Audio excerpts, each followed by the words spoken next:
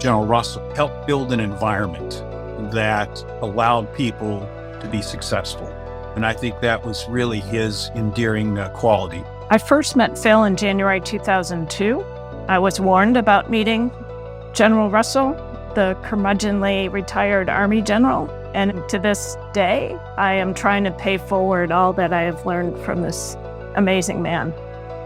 Phil Russell was a very dynamic person. You picked up very quickly, as soon as you met him, that this guy knew what he was doing. It wasn't just his charisma. It wasn't just his reputation for integrity. It wasn't just his intellect. It was all those factors.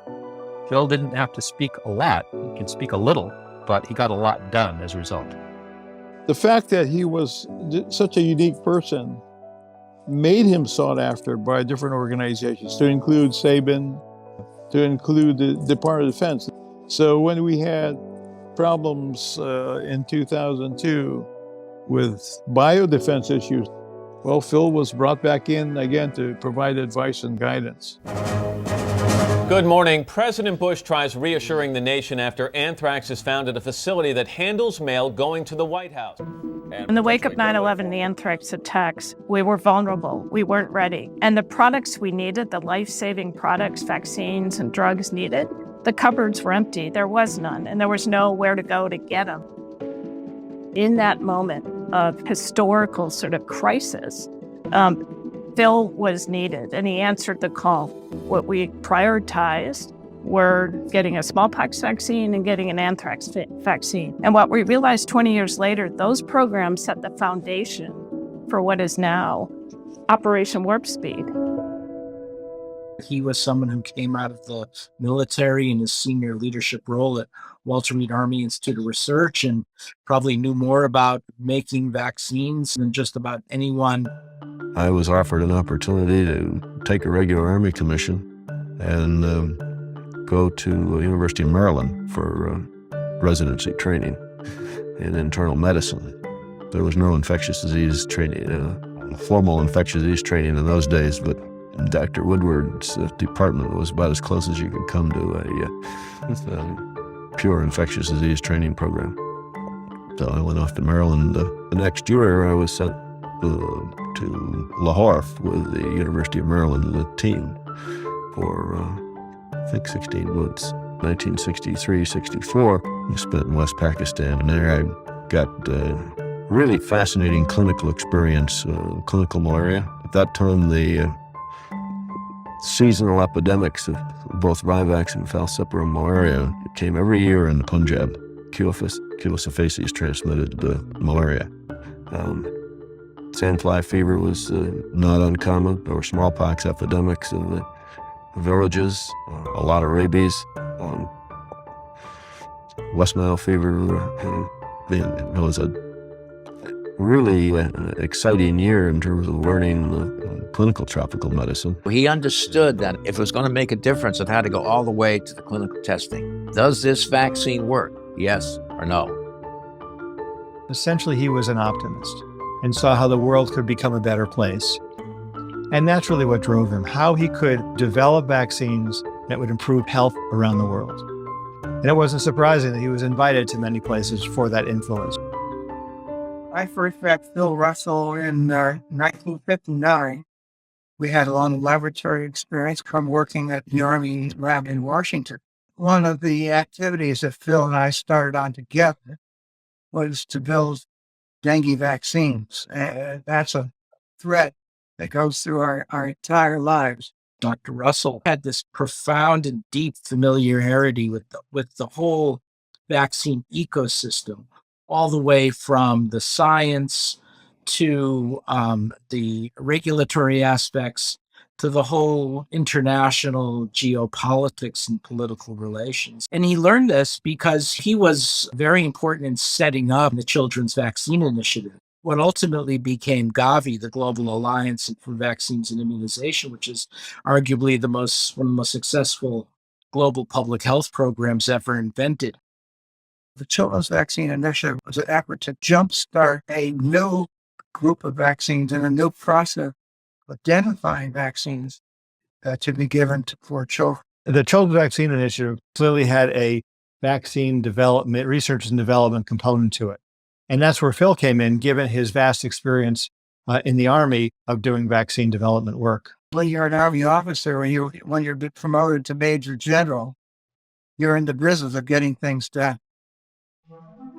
I remember one instance where we got a call one day, and it was an emergency meeting that Phil Russell was calling up at Fort Detrick. And it had to do with an unusual incident that was happening in Northern Virginia. There's a research primate facility there that had monkeys dying. The suspicion was they were dying from SIV, except for one thing. It wasn't SIV, it was Ebola.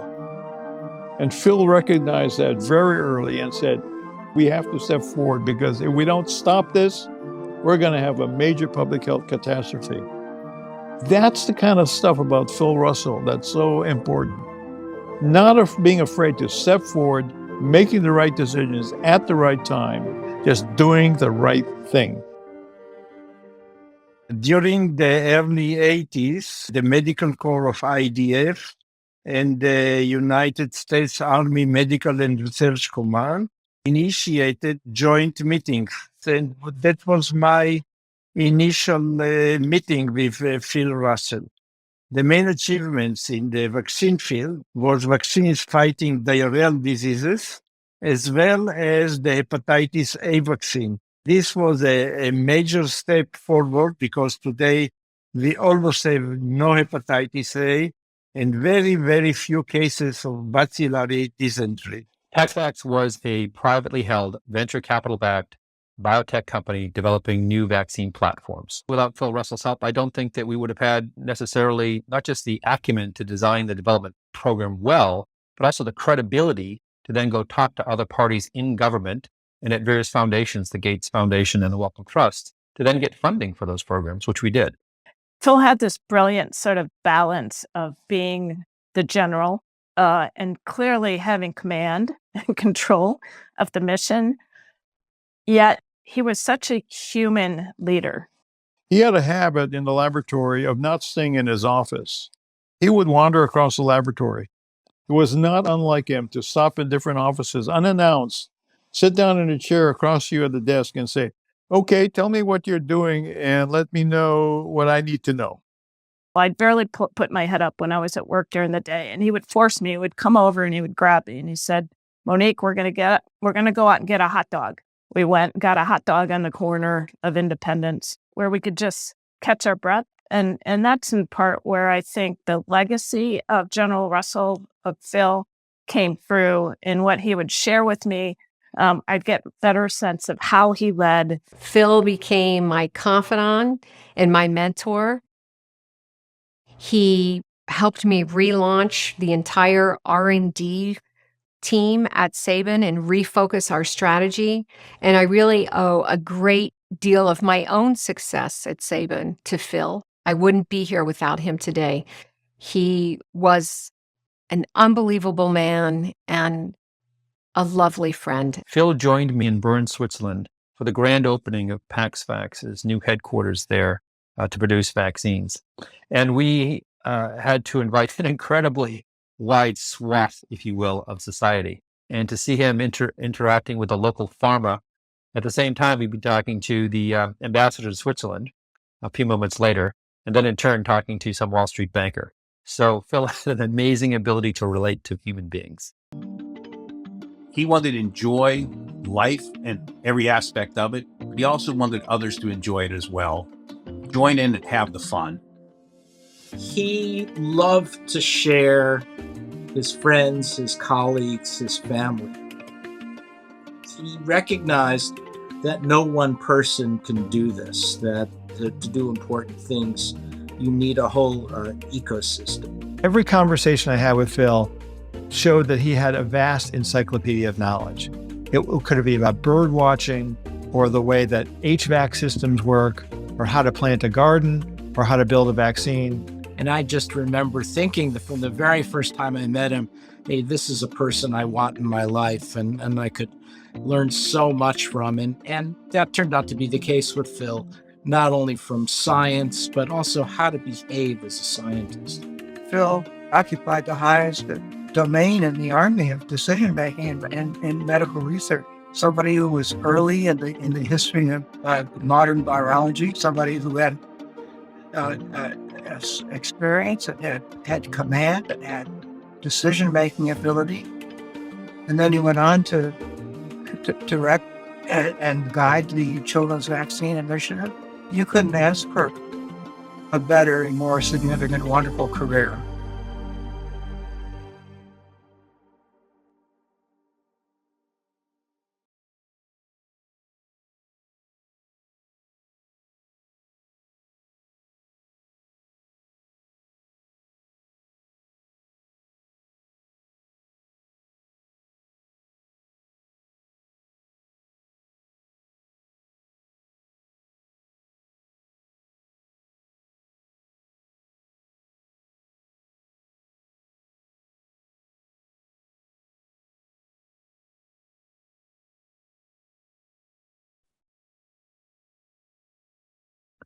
Good afternoon, everyone, and welcome to the Tribute Luncheon. As friends and colleagues of Major General Philip K. Russell gather in person or virtually to honor his legacy. This morning at the Scientific Symposium and in the very polished ASTMH video that we just saw, many aspects of the different phases of Phil Russell's professional life were discussed. However, one era that was not covered was the early phase of his medical school and house officer training. I will aim to fill that gap and to link some aspects of this early medical training to relationships and activities that would continue for many decades thereafter during his long and productive career. In this slide, we see photographs of 5 individuals who interacted with Phil during his medical school years in the 1950s, during his internal medicine residency in the early 60s, and when he studied tropical medicine at the Pakistan University of Maryland International Center for Medical Research and Training, also in the 1960s. And I will mention how these individuals continue to cross paths with Phil for many years subsequently. On the bottom left, we see a photo of Phil, 1954, from the University of Rochester School of Medicine yearbook. He would graduate in 1958. The caption that you probably can't read under his class picture paraphrases that he was the center of all songfests and hunting trips, and that he promised to plan no fishing trips during his wife's next estimated date of confinement. At the top left, we see a photo of a senior, the class of 1954, the photo of Donald A. Henderson, DA, who in later years would be a pioneering epidemiologist in the CDC, establishing a national surveillance system for multiple infectious diseases. DA would be seconded by CDC to the World Health Organization in the 1960s as the director of the smallpox eradication program. And after that, in the late 1970s, he became dean of the Johns Hopkins School of Hygiene. DA brought Phil Russell to Hopkins after Phil's retirement from the Army. And when Phil finally retired, even from academia, it was DA who again brought him back to government to work with DA after September 11, 2001, to try and develop countermeasures, in particular vaccines, to prevent infections that were fearsome potential bioterror agents, such as smallpox and anthrax. On the upper right, we see a photo of Eugene Gangarosa, a classmate of DA. Gene Gangarosa in the early 1960s was director of the University of Maryland School of Medicine's International Center for Medical Research and Training in Lahore, Pakistan, and working with medical institutions there. After Jean left, Phil, of course, spent time with Jean in Lahore. After Jean left Maryland, he went to the CDC and ultimately became the head of enteric diseases and became the world's foremost authority on the epidemiology of cholera and certain other bacterial enteric infections. On the bottom right, we see a picture of a young Theodore E. Woodward, Ted Woodward, and of a senior Ted Woodward. Ted Woodward served in as Phil's chair when Phil was a House officer of Maryland, and Ted Woodward served in many roles for the Armed Forces Epidemiological Board, including for many years as its head. Throughout their careers, Ted Woodward served as a quiet mentor and strong supporter of Phil Russell during his career in the military and for years thereafter. Lastly, we see a photo of Scott Halstead, a scientific colleague and fellow arbovirologist and personal friend who interacted professionally and personally with Phil throughout his career in the Army and later in academia.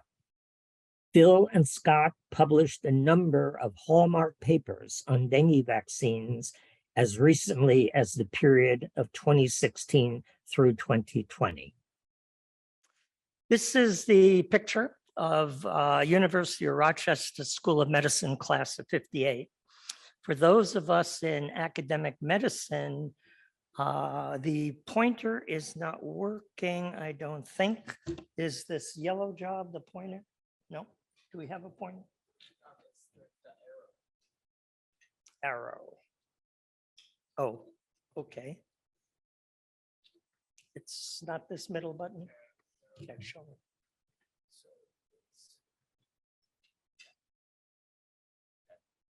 Okay, that's not too advanced.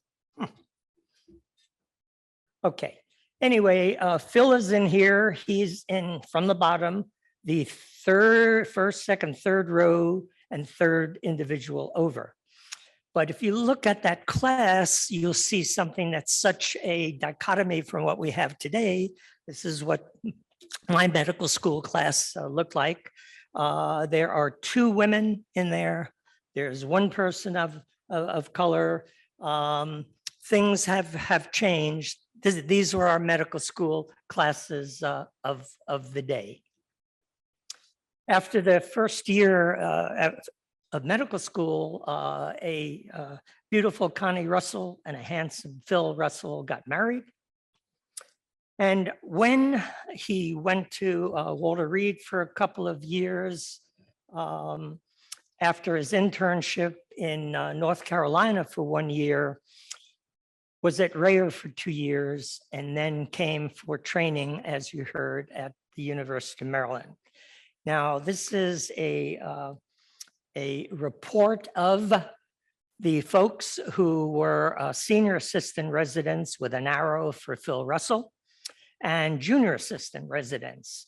He had contact with some folks who would be very important in infectious diseases in the future.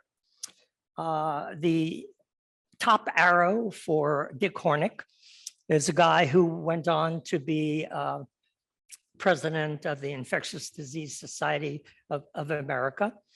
The upper right, that paragraph shows the kind of things that Dr. Woodward, the chair, did while he is running this Department of Medicine. And you can see all the tropical medicine activities and his long association with the Armed Forces Epidemiological Board. And then down on the bottom, for the virologists in the group, is a picture of Michael Oldstone, a member of the National Academy of Sciences. He's at the Scripps Institute. He's emeritus now, but a famous viral immunologist. And Ted Woodward, as an example, picked him out on his third day of medical school, however he did it, and he asked him if he would like to visit a patient. And Michael Oldstone tells the story, and he and another medical student went to the bedside of a patient with pneumococcal meningitis. There was a spinal fluid specimen. In those days, you could do a gram stain at the bedside, and he had them look down the microscope, and he said, what you're looking at are pneumococci. And what I found amazing in this description, like Phil's description, was how Ted Woodward would be able to create bonds and then direct people in different directions in their career through all his contacts that he had. And he did this with Phil Russell, and Ted Woodward served as a longtime mentor. Here, I'm glad I put these arrows in. This is the Department of Medicine annual picnic and softball game. And the yellow arrow points to Phil Russell. The lower arrow is to a young Ted Woodward. Dick Hornick is the arrow above, and the far right is Shelley Greisman, who is a mentor to Michael Oldstone and the guy who interested him in endotoxin. But Michael Oldstone went in a viral direction rather than a bacterial direction. And that is for Alan Cross, that's a young Shelley Greisman. Phil went to Lahore, Pakistan, where the director of the International Center for Medical Research and Training that the University of Maryland ran was Gene Gangarosa, who is speaking here, saying goodbye. He is going to be leaving and going back to the USA. On the bottom left, the farthest left, you see Phil Russell in a pensive position that he sometimes would take. A little bit to the right, seated and looking down is Michael Gregg, who many people knew at the CDC. He was head of viral diseases in the Bureau of Epidemiology in the 60s and 70s. And here is a famous picture of Gene Gangarosa in the middle. Gene passed away in July of this year, just a few months ago. Gene was my boss and mentor when I was at CDC. Gene Gangarosa ended up training a generation of enteric disease epidemiologists. On the left, the young Scott Halstead, and on the right, Phil Russell. This is a picture of an armed forces epidemiological board meeting. It's not a very good quality picture, but many of you in this audience participated in AFEB meetings. I think, I don't have a pointer, but I believe from the ears, even though it's the back, I think that's Bud Benenson on the right. Others may concur. And that may be Ernie Takafuchi at the screen. It's not a very good, but Ted Woodward, because he took care of some members of the McCormick family, Spice family, they had a place on Parsons Island, and that's where he would gather the AFEB. Can I just ask, how many of you participated in meetings there? A goodly number. Okay. And one of Phil Russell's great accomplishments in a later stage of his career, during his civilian biodefense era that Monique talked about and will talk about, was the Project BioShield. And he wrote that up, he described that in a clinical infectious diseases journal paper. And the very last paragraph is this in the journal, and I'm going to read it. In bold, it's Theodore E. Woodward, and he says, Ted Woodward maintained an interest in infectious disease threats to the armed forces throughout his career. He conducted research on typhus in the Army during World War II, and later pioneered the antibiotic treatment of scrub typhus through landmark studies in the US Army lab in Malaya. His interests included the threats of biological warfare, and he advised the Army on research to defend against biological agents through more than 20 years of service on the Commission on Epidemiologic Survey of the Armed Forces Epidemiologic Board, and later as president of the board. He was a frequent visitor to and strong supporter of US Army and Navy research institutions and their overseas laboratories. The author trained as a resident in medicine in Dr. Woodward's department and maintained a close professional relationship through the remainder of his career.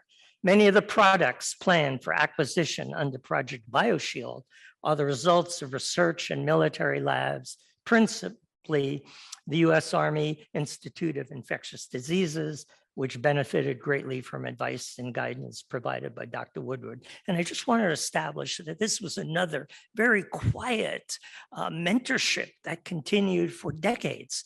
And that picture on the left shows the way those guys interacted as I remember them on a number of instances.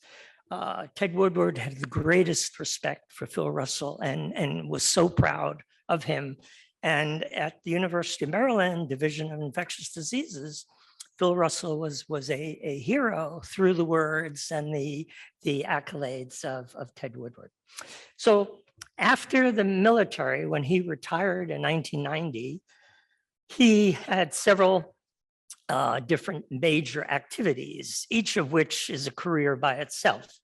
He entered academia. He became a professor of international health at what was then called the Johns Hopkins University School of Hygiene and Public Health, later to become the Bloomberg School of Public Health. He became involved with the Children's Vaccine Initiative that we heard about at the symposium. And he is the founding president of the Sabin Vaccine Institute. He retired from academia in '97 and then was brought back into active play through the Office of Public Health Emergency Preparedness. And throughout, from 1990 on, he was an important advisor to biotech companies, where I also had many interactions with him and gained so much from his insights.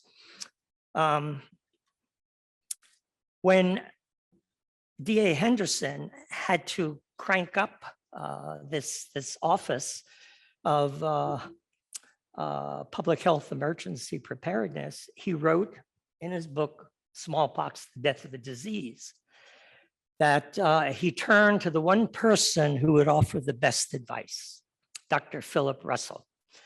And in that paragraph in, I think that's blue or whatever it is, he had retired from the military. And when I contacted him, he was serving as a consultant to a number of international organizations and vaccine manufacturing companies when he wasn't harvesting trout or thinning out the moose population. Someone who knew Phil really well since they were classmates at the University of Rochester. In that biodefense stage after 9/11, the US Congress gave $1.6 billion. This is in 2002. That was a lot of money in those days, $1.6 billion to try to mobilize the academic research community to try to come up with diagnostics and therapeutics and vaccines against agents that we were worried about, anthrax and hemorrhagic fever viruses and a new smallpox vaccine. 1/3 of that money, $500 million, went to support regional centers of excellence. And the reason was it wasn't possible to churn that money out through the usual NIH system. So giant grants were given, and the grants had to do what they were supposed to do, but they also had money to give to pilot projects. There were 10 NIH regions, and these are the ones, there were 8 of these giant ones that were organized. And Don Burke here and I ran the Middle Atlantic Region Center of Excellence for Biodefense and Emerging Infectious Diseases Research. And this was our advisory committee. Drusilla Burns from the FDA, Michelle DeVilda and Jim Matthews, who many of you know from Sanofi Pasteur at that time, DA, the late Adel Mahmoud and Alan Shore from Merck, Phil Russell from the Sabin Vaccine Institute, Jim Young. What an amazing group to have as academic advisors. Alan Cross ran one of the units within that giant grant to try to make tularemia vaccines. D.A. Henderson. I saw D.A. Henderson at EIS conference in the 70s, but never had any connection with him. At the behest of the late Stan Foster, I was asked if I would go to Bangladesh for 3 months in the summer of 1975, and I said I would. And I ended up coordinating the district of Rajshahi, which had about 17 million people. On the plane with me was D.A. Henderson. The day before we were supposed to go into Bangladesh, there was assassination of the first president, Mujibur Rahman. So we were stranded in India. And D.A. and I spent a lot of time getting to know each other. And after that, we had many, many interactions. He would call upon me for favors and things. I could call upon him. This is another one where the malaria eradication research agenda that ran for 3 years asked to have an international strategic advisory committee. I was asked to put it together, and DA and others, and Joel, who is here, there's a youthful Joel Breman, was a member of that, and Samba So, who we saw today, who couldn't make it, is on the far right, along with Ciro de Quadros and various others. Here we see Rose and Jean Gangarosa at, I believe this is 2008, and Phil and Connie Russell. And here they are again. And I will stop at that point. And I wanted to fill in that one piece of his history where there is almost nothing written or said. And it was fun to go through all this. What we are going to do now is open up the floor to anyone to make a short, this is an exception, a short up to 2-minute comment. And we have a few people who are going to be leaving early, but the way we thought we divided is for any comment from someone from the military days, if Don Burke would grab a microphone and take it to that person. When we get to the Sabin, let's see, we don't have Gina. You may have to wear 2 hats, yeah. It'll be Bruce Gellin, and Monique will do the final, the civilian biodefense. And then for the Children's Vaccine Initiative, we have one person who is deeply, deeply involved with that, besides Bruce, who'll make a comment if we get it in early enough. Okay, I believe we have some comments from folks from the military. I'll start. If there are others from the military days, let me know. Be thinking about your comments if you don't already have them in order. Phil had this special ability to make everybody think that they were his unique friend and mentor. That I felt that Phil was my special personal mentor. But as I look around the room, almost everybody did. He had that ability to bring that out in people and to make you feel good about yourself. But that's not what I wanted to talk about. What I wanted to talk about is we're hearing about Phil the Saint, and I'd like to emphasize a little bit about his profanity. Scott Halstead gave the intro today about Leon Russell and the Emperor's New Clothes and how that he was not happy about that. Well, I first came to Walter Reed in 1976, the year that paper came out. Leon had been given that as the presidential address. I walked into the lunchroom in virus disease. Phil would come back for lunch. And I brought my journal. Hey, Phil, what do you think about this article? And you can imagine what he said. An edited quote is, his blankety blank sucks more canal water than anybody else I know. We also had a joke between us that whether or not the Isaac Newton that said that, if I've seen further, it's because I stood on the shoulder of giants. Well, we joked that actually the quote should have been, is if I have seen further, it's because I've had to crawl over the piles of bullshit left behind by those before me. And those are the kind of things that Phil was, I think, widely known among his friends for using expletives in a creative and selective way. So we miss and appreciate that. There are a lot of things I could say good about Phil, but I'll leave it at that. So who else would like to comment from anybody? Let's see. Okay, great, over here.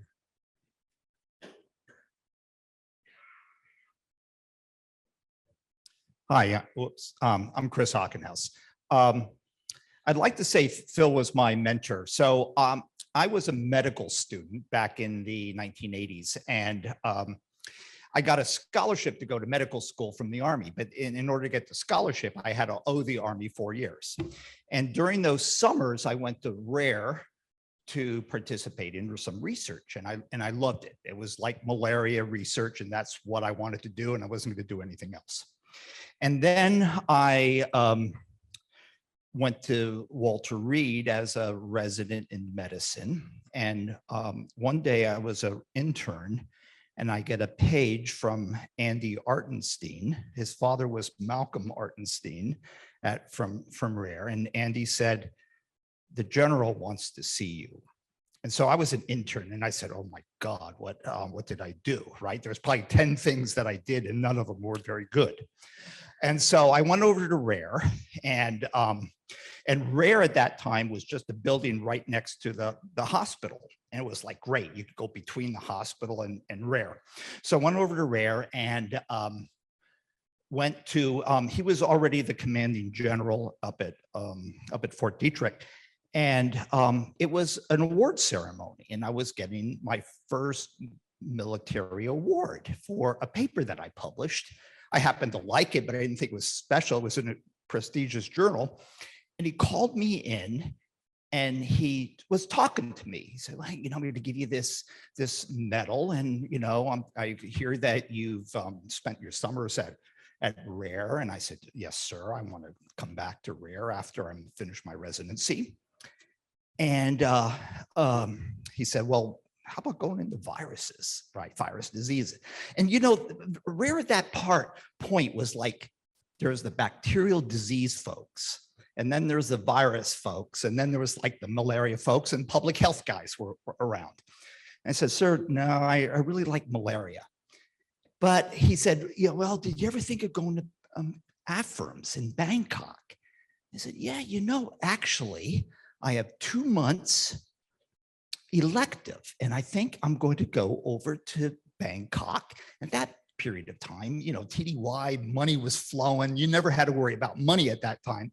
And he said, let me give you some advice. There's some places in Bangkok that you should go to, right? And he gave me all these things, advice. And the greatest thing about Phil was he was a great encourager. No matter what you did, he encouraged young guys. I was a captain at that time. And so that was the take-home message. And then as I progressed through the Army with Colonel Hepner, he became an advisor for the program. So it's a great thing to just, even though we didn't have that one-on-one connection, it's always encouraging the younger folks. So that's my recollection.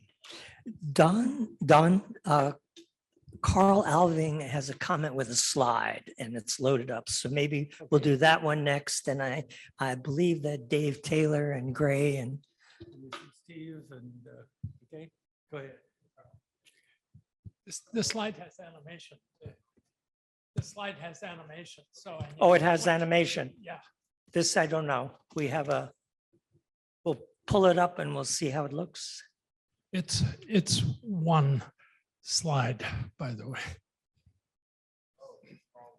Wrong one, right? No, that's the wrong slide. Okay, you can just go right through all the animation. Just go all the way to the end. Keep clicking return. There Right. we go. Okay, so I wrote this up actually a little. This is my 2 minutes on Phil Russell.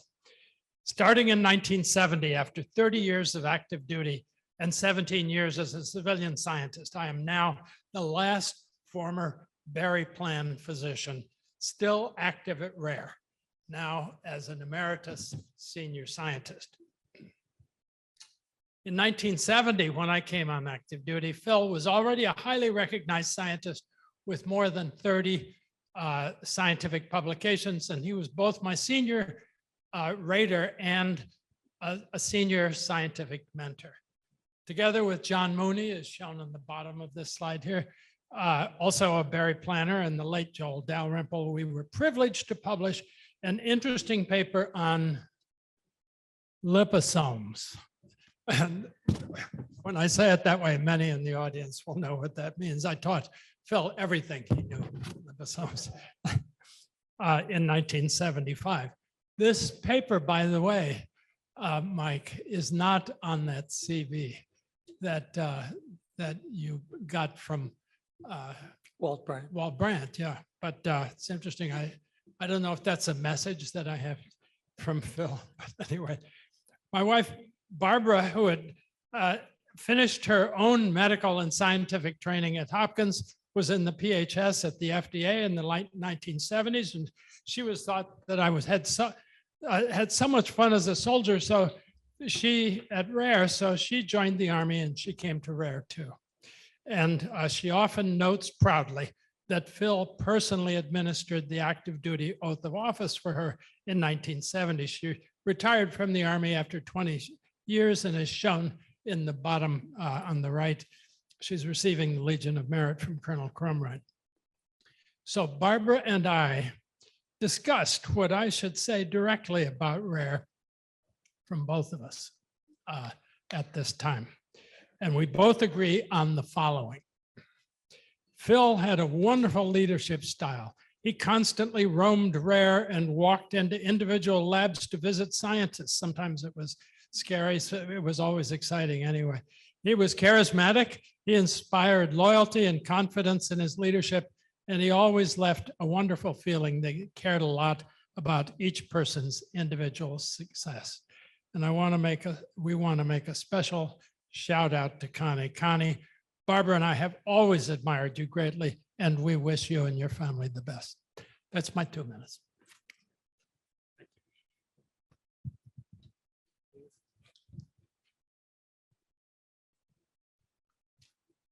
Next time. Well, we're all looking at this just a little bit different based on our ages and whatnot. There's 16 years difference between my age and Phil's. And so I think that shows in my comments here. He was the director of RARE when I joined the Army and was assigned to the Department of Enteric Infections at RARE. Sam Formal needed to get Phil to agree to take someone from the CDC to go out to AFRAMS and work with Peter Echevarria, who was the chief of bacteriology at AFRAMS. Phil was skeptical, but thought it was worth a gamble to take an infectious disease doctor with training in epidemiology. I reported to AFRAMS 6 months after arriving at RARE and began what was to become one of the most productive parts of my career. Soon after I left RARE, Phil was awarded his first star and became the commander at Fitzsimmons. At AFRAMS, I got to know Don Burke in the Department of Virology. And as an accomplished virologist, he began to fill me in on the virology exploits of Phil and his partner, Phil Winter, in Thailand.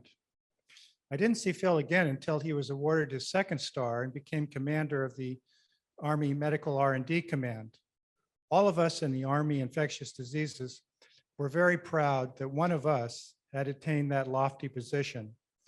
He had not been to any of the Army schools, which were nearly always a prerequisite to becoming a general officer. Phil had not punched one ticket to get that job. He got the job because he was smart and he knew just enough about the Army system. When Phil was making the rounds as our medical R&D commander, he came to AFRAMS and told our commander to arrange a time for him to meet all of the officers on a one-on-one basis. My slot was a 7 a.m. breakfast with him at his hotel. He asked about my work and seemed to like what Peter and I were doing, and he encouraged me to keep in contact with Sam and Larry Hale back at RARE. He also told me that the object of medical R&D was to bring first world science to bear on tropical diseases, which to me this day, I think was the most important concept that he got across to me. He also asked me if I had questions for him. I asked him how it was in his current job. He said that every time he tried to modify the budget to fund the more important projects, a congressional staffer whose state would be affected by cutting a program would threaten him that if he cut their program, he would never get his budget passed by Congress. Phil doesn't intimidate easily, but he was intimidated by those guys. Soon after I got to RARE in 1988, or got back to RARE, I was invited to a meeting in Israel with the medical group and the Israeli Defense Force. Phil and Ed Tremont had set up a collaboration with the IDF and had funded the IDF to create a medical research unit. Even at that time, the DoD was shifting their interest to Southwest Asia, and this would be their window into medicine and infectious disease in that geographic area. It was an official group with Phil at the head and included my boss at the time, Jerry Sadoff, head of communicable diseases and immunology. Since the major area of collaboration with the IDF was enterics, I was to give the first talk. The beginning of the meeting was chaotic, with the IDF guys trying to set up the meeting and get the projector going. I had a cassette of slides ready to go, but when I forwarded the slides, it advanced 2 slides instead of 1. It was a daunting task to give a talk using every other slide, but Phil took it in stride. He knew the meeting was not about talks as much as it was about meeting my counterparts, Manfred Green, Danny Cohen, Shai Askenazi. They turned out to be great collaborators. We worked together for more than a decade on enteric disease control and Shigella vaccine development. When I retired from the Army in 2002, I returned to Johns Hopkins School of Public Health, where Phil had gone after his retirement. There were also many stories of Phil and his work with Mary Lou Clements Mann. They challenged each other on the best approaches to vaccine development from AIDS to dengue. My final encounter with Phil was in 2013 when I had taken a job with Takeda Vaccines. Takeda had decided to get into the dengue vaccine business, and Phil and Stephen Thomas were invited to the symposium to tell us about dengue and help us set up a vaccine development plan for a quadrivalent dengue vaccine.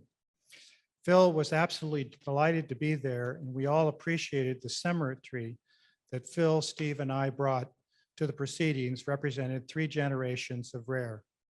Like so many of us, I followed Phil's footsteps at AFRAMS, RARE, Hopkins, and then in industry. He had led the way for the rest of us to follow.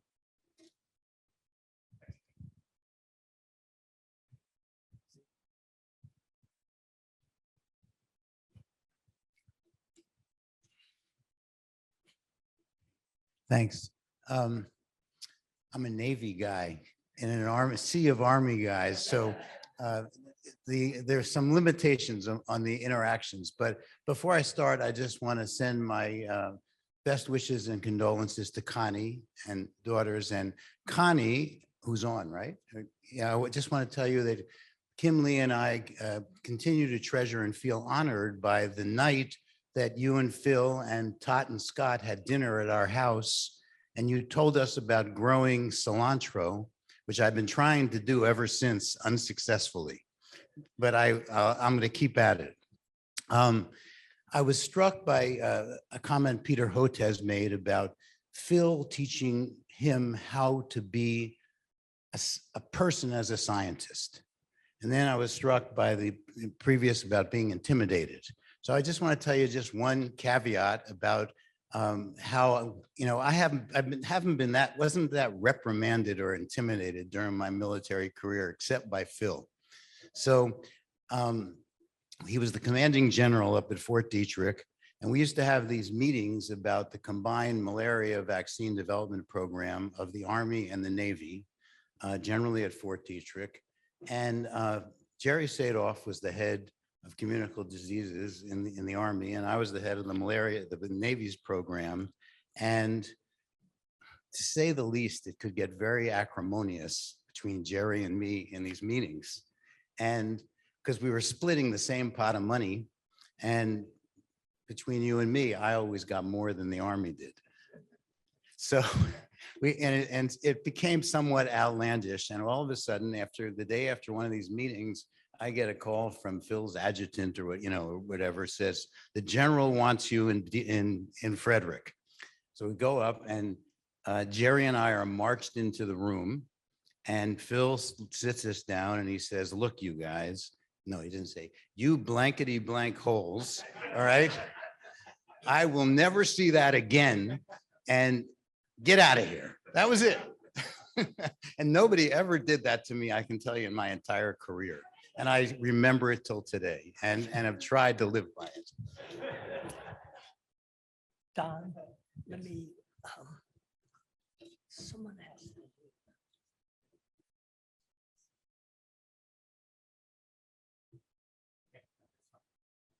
So there's someone who has to leave shortly, who is our, I think, only link to the CVI other than Bruce. And what? Okay, but you might as well, let's do it now since I've mentioned. Amy Batson, who was a key player in CVI, would make and afterwards when she was at the World Bank, and that way you're ready to go. So I have the pleasure of working with Phil, or even in the civilian area, we all refer to him as the general. Back in the early days of the Children's Vaccine Initiative. So this is the early 1990s. And, here's Phil, this established, very intimidating, gruff, brook no BS leader. And me at that time as a very young woman coming into WHO with an MBA, not a PhD, not an MD, but an MBA. So really an outlier to the field. And I admired so many things about Phil, but one of the two things I think I admired most was, one, Phil didn't care where good ideas came from. If it was a good idea, he was totally open to learning about listening, learning, and then running forward with it. And I was really struck at one point in a meeting in these early days with CVI, where, if you recall, at that time, the vaccines, the childhood vaccines, cost pennies per dose. And if a vaccine went from 5 cents a dose to 5.5 cents a dose, there was a public outcry of how outrageous and what was happening in the world. Well, at the time with CVI, they were looking at all sorts of new vaccines that would be added into the program. That was the ambition of the whole initiative. So I had the task of, let's add it up. What will it cost to the global health world to get all these new vaccines in? So I just did the math. And then at a big presentation, I'm on the stage presenting like what this adds up to. And suddenly we were going from a world of a couple cents a dose to dollars per dose, and a market that was tens of millions of dollars to suddenly billions of dollars. And my presentation was met with first stunned silence, and then a variety somewhere between outrage and complete disbelief at what was being presented, except for a few really notable people. And of course, Phil was one of those. He's like, no, wait, let's listen. It's the math. It's just the math. Let's look at it. And that was Phil. He could just sort of, even if something was being turned on its head, he could actually get to the facts and listen to what was going on and take it forward. The second thing that I really admired about Phil was his commitment to action over words. And his favorite saying to me, and I guess everyone in this room has probably heard it more than once, was you always ask for forgiveness, not for permission. And his sort of push to always be willing to challenge, to sort of push the frontiers, was something that continues to resonate in my head and to have guided my entire career. So having someone like Phil as an important mentor, and more importantly, even sponsor in the career of me as a young woman in global health, has just meant so much and has been part of my wanting to give back as well. Thank you. Thank you, Amy.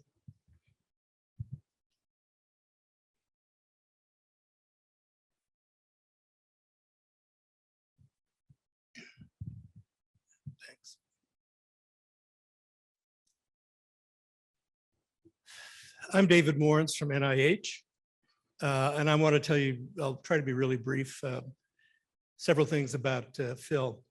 I finished my infectious disease residency in 1976 and went to CDC, and I was in the enteric diseases branch in Atlanta, which had nothing to do with dengue or anything else, but I was excited by dengue. I'd never seen a case, and I told my bosses, I want to be a dengue person.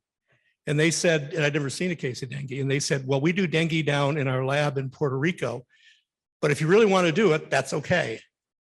And I came armed. I had read some of the papers of Scott Halstead and Phil Russell, which Scott gave a great presentation about this morning. And if you haven't seen that presentation, talk to Scott, because it's a wonderful history lesson on dengue. So I read all those papers, and within a year, there started to be dengue epidemics in the Caribbean. And soon I was on a plane to the San Juan laboratories. The laboratory director was Jack Woodall, and I got to know and work with Jack Woodall and Gladys Sather, who ran the serology lab. And I was investigating dengue and seeing my first cases. Early on, I sought out and read all the papers that Scott and Phil had published way back in the 60s. And I realized it was an amazing body of work that they had done. It's some of the most important infectious disease work that was done anywhere in the world in that era. Sooner or later, I had to leave CDC. And before I did, some people that have been mentioned by Mike, Jean Gangarosa and Mike Gregg, also Carl Johnson and some others, helped me do something that nobody ever did in EIS, the program I was in, epidemiology, and that is go into the lab and learn to be a lab guy. I did that not only with Gladys and Goro Kuno in Puerto Rico, but also in Atlanta. And then in 1982, I was on my way to the University of Hawaii to begin working in the lab that Scott had set up, and also entering into the Army Reserves, where my boss in the Army Reserves would be Phil Russell, who at that point had gotten to Walter Reed. Now, when I went to CDC, I also joined ASTMH in the first year, 1976. So I actually got to meet Phil, and by that time I had met Scott, and he and I had gone down to San Juan. So suddenly I was in the club of all these great guys, the people who had really put dengue hemorrhagic fever on the map. It was a little bit intimidating. Both Scott and Phil are incredibly smart, and so I was very intimidated, but at least I got to work with them and got to learn from them. And boy, did I learn a lot. It also turns out that when I went to the laboratory, to the Scott's former laboratory, he had left by then, to work on dengue. What was I working on? I was working on vaccine development, dengue vaccine development, on contracts funded by Phil. And so Phil was my boss on the contracts. And then for my Army Reserves training, I had to do 2 weeks every year. I went to Walter Reed and worked with a lot of the folks, some of the names you've heard today at Walter Reed. So it was a remarkable experience for me to be mentored and influenced by these two great scientists, Phil Russell and Scott Halstead. And in closing, I want to say that the work that was done by Scott and Phil, particularly in the 1960s, with their Thai colleagues, is, again, some of the most important work that's been done in infectious diseases. If you think about it, Thai hemorrhagic fever appeared. Nobody knew what it was. This was in the 50s. Scott and Phil figured out the epidemiology. They figured out the clinical aspects of it, diagnostic criteria, and then working with Thai colleagues, therapies, fluid therapies that would allow saving children who would otherwise die from a disease that hadn't been known a few years before. And I think until the mid-1990s, when we had antiretroviral therapy for HIV/AIDS, this is one of the most remarkable examples of epidemiologic, virologic research done by a small number of people in a small area that saved lives and still saves lives from a deadly disease. So thank you, Phil, and thank you, Scott.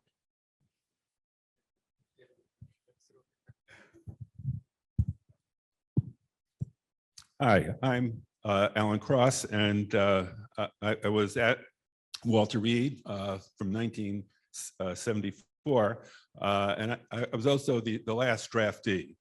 I look back on my correspondence on getting to RARE, and I have a letter from Colonel Russell saying that he requested me to come to RARE and join Dr. Artenstein's lab. And in his reply to me, in terms of saying that I was being invited, at the bottom of his letter, he said, "How's Herb Morgan?" And so after hearing Mike Levine talk about the early influence of Ted Woodward on Phil Russell, I wondered, what was the really early influence on Phil's life that got him actually interested in infectious disease? And at the time that I received a letter from Phil, I was in training as an ID fellow at the University of Rochester, which is why he asked me about Dr. Morgan. So after seeing the other illustrious alumni from the University of Rochester, I was wondering who perhaps influenced all these people. Well, it turns out that I looked at Dr. Morgan's CV, and he was really, I think, one of the unsung heroes of modern day infectious disease. In 1940, he published the first article on the purification of endotoxin and its first administration to humans. And thereafter, over the next few years, the 1940s, he was working in endotoxin tolerance. But his major work throughout his career was on virology. And when you look in PubMed, it's astounding how many different viruses that he worked on. And in 1958, he published a paper with then Phil Russell, who I guess was just graduating medical school. So it's clear that Dr. Morgan really had a huge influence on Phil's decision to actually become an infectious disease doctor and perhaps seek out Ted Woodward. So that's his early influence. The last comment I'll make is Phil's practicality. And as I arrived at RARE, it was responsibility of the head of our division to meet with all of his soldiers at least once a year and find out what was happening. So he said, "Alan, what do you intend to do with your career?" And at that point, I had a laboratory. I was very happy working with great people, great projects. I said, "Phil, Colonel Russell, I'm very happy where I am, just working my lab." He shook his head and says, "Alan, it doesn't work that way." He says, "When your chief retires," he said, either you become chief or that blankety blank, I won't use his words, down the hall will be the chief. And I value that good piece of practical advice and I've carried it ever since.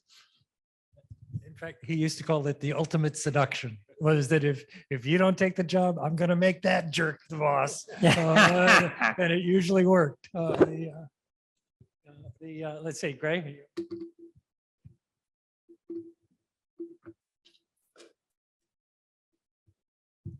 I'll be really brief. I didn't prepare any remarks, but I wouldn't be here today if it weren't for Phil Russell. But before I get to why I'm here, and because of him, when I joined the Army, I was a walk-on civilian, and the people I most admired, first Rip Ballou and then working for Tom Brewer, they all revered this guy. We never overlapped on active duty, but it was always this reverential tone of what Phil, et cetera, he had done or how he just cut through the bullshit. So anyway, the latter part of my career, we started, Rip Ballou was instrumental in working with Gina Rabinovich and others, the Malaria Vaccine Initiative. I'm eternally grateful for his support there. I left the Army. I worked for Crisell for a year, and then I went to DITRA.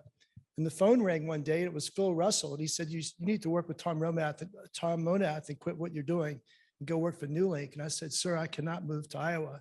He says, you don't have to. There's no money. Just you should join this company. So I got to work with Tom Monath, and it was wonderful. And we've had a 7-year adventure. The last time I talked to him was too long ago, but as he was an advisor to our company with Ed Eitzen, we were in the airport after he had been present for our kickoff for a study. And I went to the airport, sat with Ed and Phil in the airport lounge, and he began to tell war stories. And you know, the hallmark of a leader is vision, it's purpose, but it's also taking care of your subordinates. I mean, you are the ultimate shit deflector. If you do not take care of the people that work for you, no one will work for you, and they'll jump ship. So the story he told in the airport in Denver, as we're sitting there just laughing, peals of laughter, was, I think it was a rare, they had been told to get rid of these certain BSL-4 specimens, and his subordinate had just signed a document saying they'd all been destroyed, and had come into him ashen-faced. I think we know Walt's, well, I won't mention Walt's name, but Walt came in and ashen, white. I mean, he almost needed resuscitation, and Phil described it in great detail. And he says, you found these specimens from Brazil. And Phil said, who have you told? And he said, no one. He says, I'm swearing you to secrecy. See me at 6 o'clock. So Walt appears, they go get the specimens, they introduce them to the incinerator. It's the end of the story. I don't think the paperwork is caught up to this day. But I just left there thinking, what a brilliant man, not just to have the insight to inspire you, not to have the insights into medicine, not to be intrepid enough to go to the jungles of Vietnam, but to take care of his people. So anyway, that's my tribute. And I'm eternally grateful for his influence and for the examples I see that he set for all of you that I've worked with. Let's see, do you want the last word here? Last word. Well, it is the last word, at least from me. I titled my comments reality. The first comment is, when you're over 90, do not allow anybody to photograph you. Especially if it's a film. I had absolutely no idea who that person was up there on that screen, but he needed a shave. I shave every morning. I don't know. But the other piece of reality is look, Phil and I are still part of what's going on in the world. In 2015, Sanofi Pasteur published the results of one of the most amazing phase 3 studies in history, 35,000 children in 10 countries. When they boiled it all down, they said some amazingly wrong things. They said that when children who were vaccinated in the age group 2 to 5 were hospitalized at 7 times the rate of controls, that this was an an artifact of age. But what they were looking at, of course, was the vaccine was sensitizing the recipients so that when they first exposed to dengue, they had a more severe disease. And we've gone on, I'm sorry, this is now, my watch says 2022, or 7 years. But when I sat down and wrote up a critique of the Sanofi trial, I really felt that it would be nice to have company. And the guy that I turned to was Phil Russell. And Phil did accompany. We published a half a dozen papers. Peter Hotez is part of the process. He knows all about it. I wouldn't be talking today if that was the end of the story. It isn't the end of the story. We have a second vaccine, the Takeda vaccine, which also is based on the chimeric concept, where you're throwing out all the T cell epitopes and making vaccines that are B cell based. Now with Takeda, they have a real live dengue too, so it's the 2, 3, it's 1, 3, and 4 that we're worried about. But if there it is, buried in the data. And where's Phil? Come on, Phil, I need you. I need somebody. Somebody's got to stand up and start looking at the, look, we'd all like to have a dengue vaccine. We all hope and pray for a dengue vaccine. But there isn't any point in pretending that you can bypass the sensitization phenomenon. And we need to try to make sure that we don't bypass it. And we need to work constantly to try to understand what's going on. Everybody says, oh, we know this, we know that. We're remarkably ignorant. I mean, David, I've been at this for 60 years, but we're not getting very far. So we need a new cohort. We need new inspiration. We need to keep working. Everybody can say COVID, COVID, COVID. Of course, it's a big deal, but it's an infectious, it's a respiratory disease, and sooner or later it's going to disappear. But back in the shadows is good old dengue. There's a lot of dengue in this world, and we've got to figure out how to bypass the enhancement phenomenon. I think I know how to do it, but I don't tell the world what to do. At any rate, so Phil, we still need you. And it's been fun and a pleasure to be here and to talk to all of you, and to hope that newer and better things are going to happen in the future, especially to my friend Don Burke.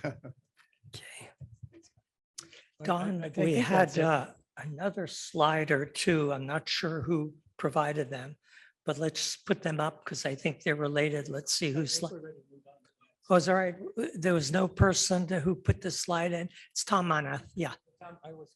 Good. He's going to wear 2 hats, I guess. Tom, you're up. Is this biotechnology related? Good. Let's go for it. We'll have a change and then we'll finish up with some more Well, I'll be military really after brief. Monique.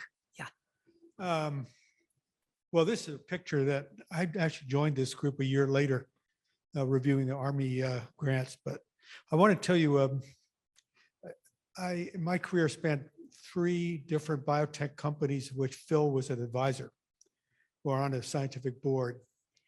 The first one, I was just joined industries about 1992, and Maurice Hillman and Phil Russell and a guy named Bob Garrity, you probably don't know from Biogen, but they were the scientific board. And I proposed, I wanted industry, but I really didn't want to stop being an arbovirologist. So at that point, we started a program using yellow fever vaccine as a vector for foreign genes. And the first target was Japanese encephalitis. Well, I mean, the board of directors of this company were about 25 people.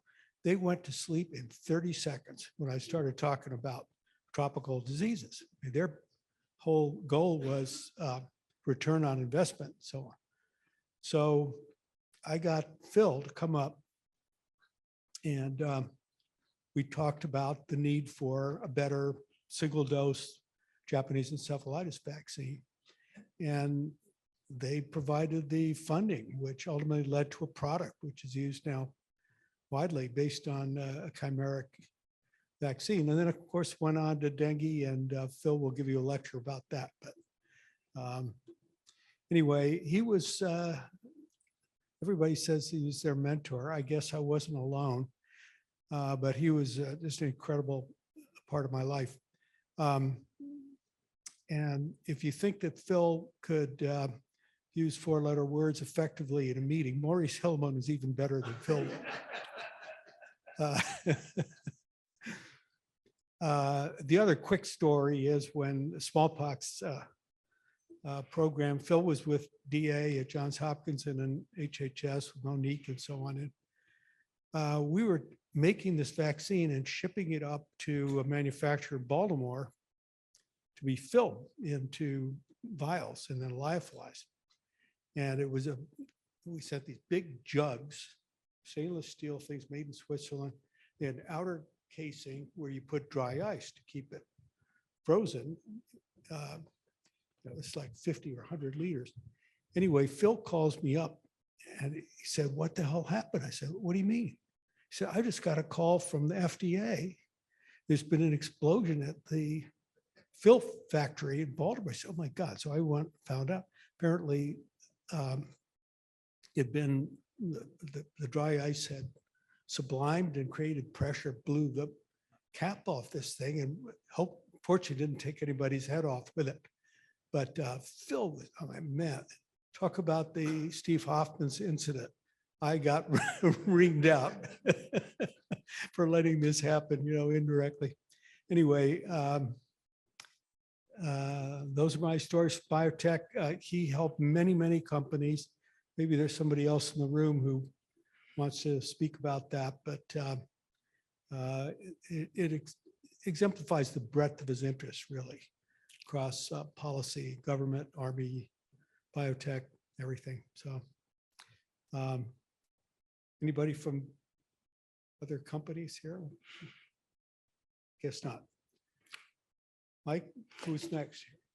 Let's go to, I think we've covered CVI then with Bruce, a brief comment on CVI, then we'll go to Monique, and then let's hear some fish stories or hunting stories, another part where Phil was always happy to talk about, and Joel will have a comment as well. So I'm going to try to blend a couple of those. And I think that actually speaks to Phil, because he manages to not only influence my professional life, but my personal life. And I'll give you pieces of that. The few boxes that Mike asked me to check are CVI, National Vaccine Program Office, and Sabin. So I'll touch on some of those. But Amy really introduced the beginning of CVI. And for me, it's symmetry. I'm now at the Rockefeller Foundation. And 30 years ago, I was a fellow for Scott at the Rockefeller Foundation. And though I went to work on CVI, I didn't know that dengue was a part of CVI, because every time I talked to Scott, it was about dengue, not about CVI.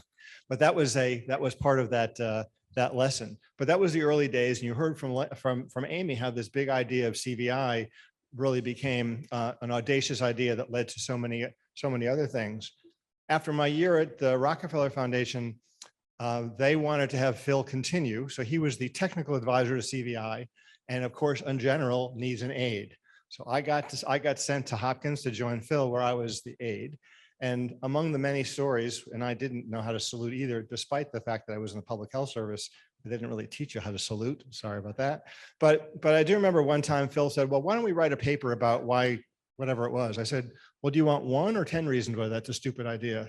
He said, "That's not how it works. The general says something and it happens." And it happened.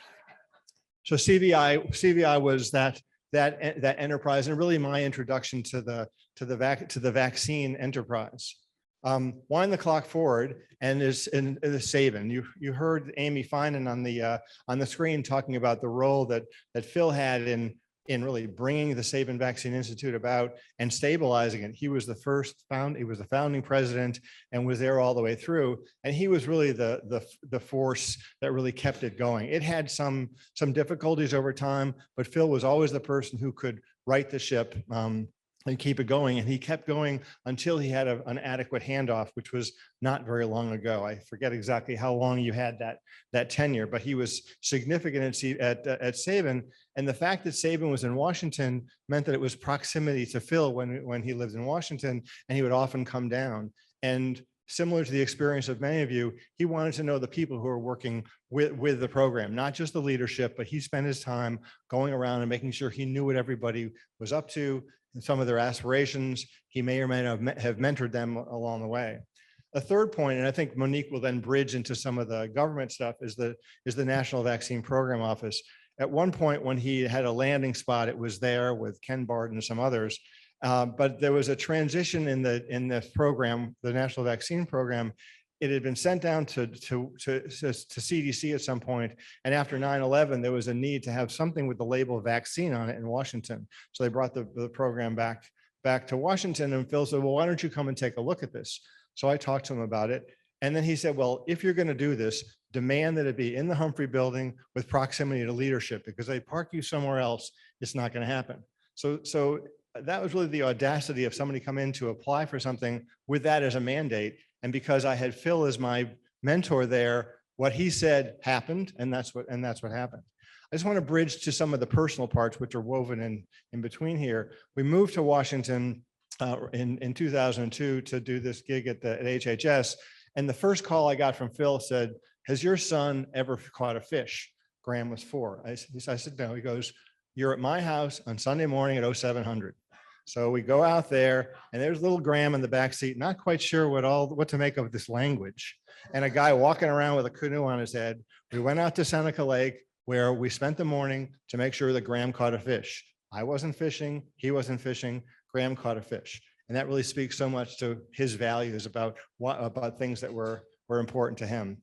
And I'm sure all of you have your own famous Phil quotes. I think the one that wasn't said yet today that I resonate was, and maybe this is the Navy quote for Steve, is, if you're not making waves, you're not underway. And that was Phil, because he wanted to accomplish things and waves were not part of the problem. Hey. Monique. All right, I've got a couple of slides to go with my 2 minute and 15-second talk. I think the clicker's up here. Is that right? Yeah. Here, come on up here. Do you want me to come up? Please.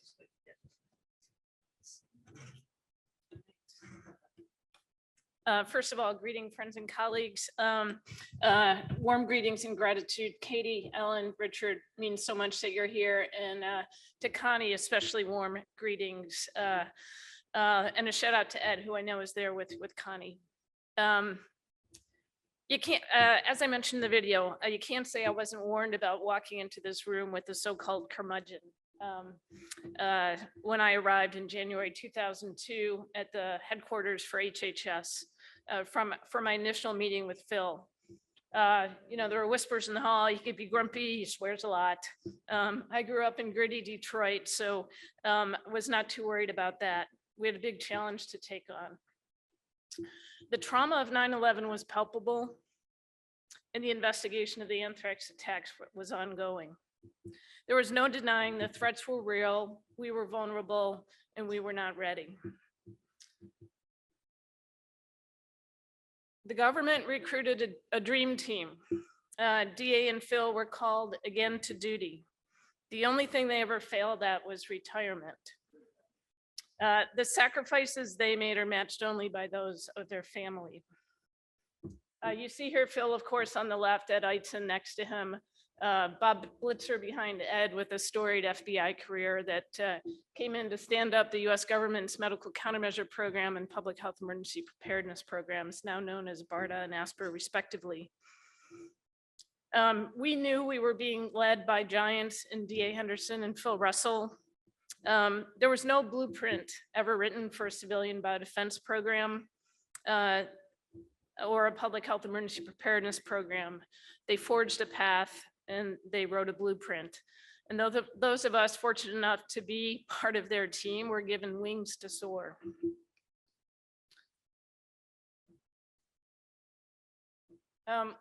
Here's a number of members of the team, of the early team, that this is when we reunited in 2016 at the memorial of DA Henderson.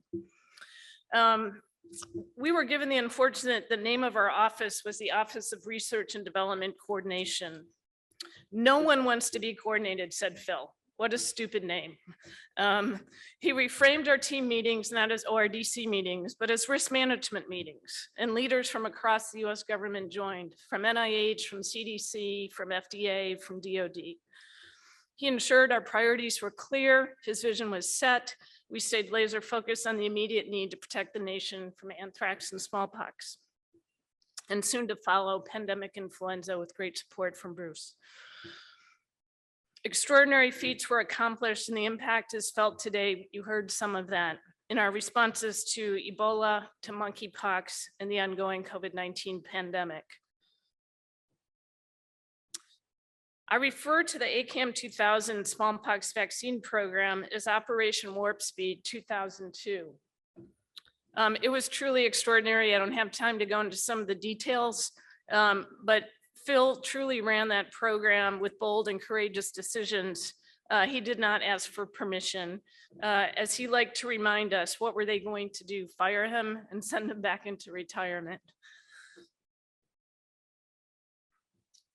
As intensely as we worked, he would often ask, "Are we having fun yet?" It was genuine. We laughed as we sprinted to meetings and worked long hours. He also made sure we smelled the roses along the way, literally. My most treasured memories are when he would ensure I would come up for air, and we'd grab a hot dog from the corner and walk across the street to beautiful Bartholdi Park shown here. I go every time I go to DC. I feel Phil's presence there and encourage you to go there. It's a beautiful, beautiful fountain and park. It was always clear that Connie was the rock and the source of strength behind the man that Phil was. Beyond the leadership lessons were the life lessons and the kindness that Phil and Connie extended to me in welcoming me into their home and their family. And for this, I am forever grateful.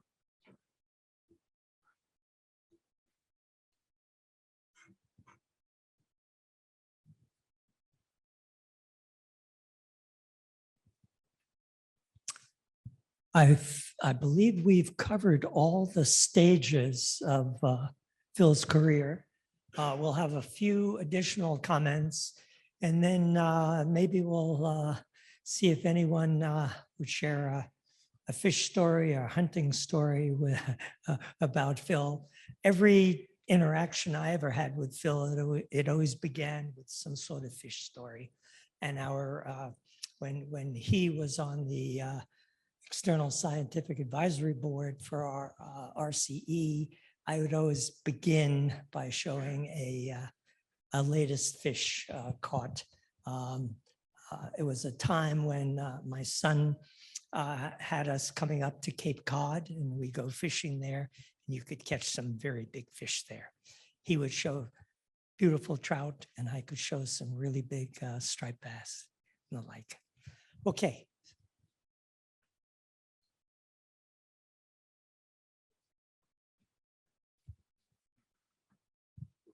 Yeah, Joe, come on up here and join me with this. Yeah. Anyone on the, well, let's have Joel, and then we're gonna see if anybody from the Zoom wants to make a comment.